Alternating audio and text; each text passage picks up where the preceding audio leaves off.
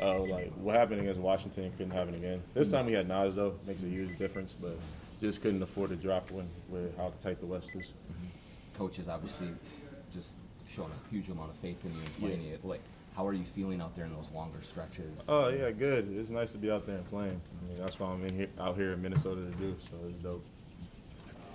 Defensively, do you take it upon yourself to try to set a tone every time you go in there? This has always been a defensive team, but it seems like you've kind of read. Yeah. In the second half, I felt like the first half, I was showing them too much respect, not getting into the ball and stuff. So the second half, I was like, I'm getting into everybody. I don't care where they're at or where the ball's at. Does that feel like when you're at your best? Yeah, for sure. Like I said, because I haven't seen a lot of these guys before, and it's different to get a feel on them. But then at the second, I was just like, I'm just gonna be aggressive as hell, and whatever happens, happens. When do you decide to go off ball after you've been on ball for a while, like when your guy is there? It seems like you help. Shooting the gap. Yeah. If I see especially spinning, if I see someone about to spin, I'm gonna go every time. Just when I can tell they're just caught up and they move and really don't know. Because when I do gamble, my guy is wide open. But just if I feel like, my fault. Yeah, I'm not answering that. My fault. Yeah. Jaylen, you talked after the other game about confidence in your three-point shot. We're seeing a lot more of that straight line drive attacks there too. What's it been adding that and having a confidence in that part of your game too? Yeah, it's cool. I mean, I feel like I have to do it to an extent because they still have to respect it. It helps the offense get to the next action and stuff. But the three-point shots definitely came along. Me and him was laughing because we was arguing mid-game because I was telling him to swing it one more. And then but yeah, no, it's cool being able to showcase and get better at my offensive game. It seems like before you go to get your man, you usually try to poke the rebound out of the guy ball in transition. Jared Vanderbilt used to do that. It's one of those things that. How do you do that and still get back to your man in time? I always kind of know where my guy is, and I know I got to run.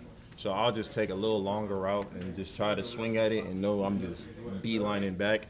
But a lot of people relax. When they get these rebounds and stuff, they relax. They're loose with it. I ended up getting one, and he was just so I feel like if you could get 2-3 possessions back, that may decide a game or swing a game. That last one I was at a good time. So it was perfect and got a little run started. A little extra bit does take more out of you.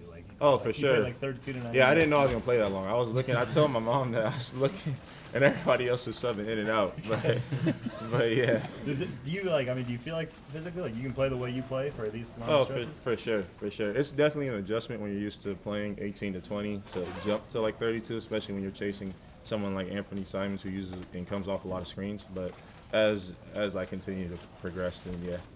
I don't know if we've asked this before, but is there a player that you try to shape the game off of, or watch their film, or I can be like this player at least? Defensively for sure, Marcus Smart. I watched him. Drew Holiday, that's my UCLA guy. He's a very underrated defender. Just guys like that, big, strong guards that make the right play, knock down an open shot, and really get up in their guys. How do you get your mind right to play with poise all the time? I kind of always have. I'm just an even kill guy out there. I don't get too high, too low. I'm not it's just easy for me, to keep my attitude and mind in the right spot. So. And just know what the correct next play is. Like I said, in college I didn't have a choice. That's if I'm being honest. That's what I am very grateful about UCLA because there was no wilding out or nothing. I don't know if you ever watch Jaime. He's kind of the same way. Very consistent, knows what he's gonna get to. That's just how they molded us over there. So. It seems like you developed a pregame routine. Maybe a little bit. Yeah, for sure. You were here with For your sure. headphones on before. For sure. Yeah. Does that change?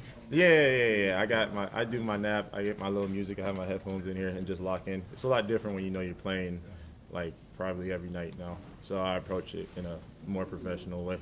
You're probably new enough to this still, being in the rotation, where you feel like you're maybe catching some guys off guard? Yeah, for sure. That's on them. I think I played, I don't know how many games. It's a lot in a short span, but I feel like I played pretty consistently in the past 6-7 games or whatever it is.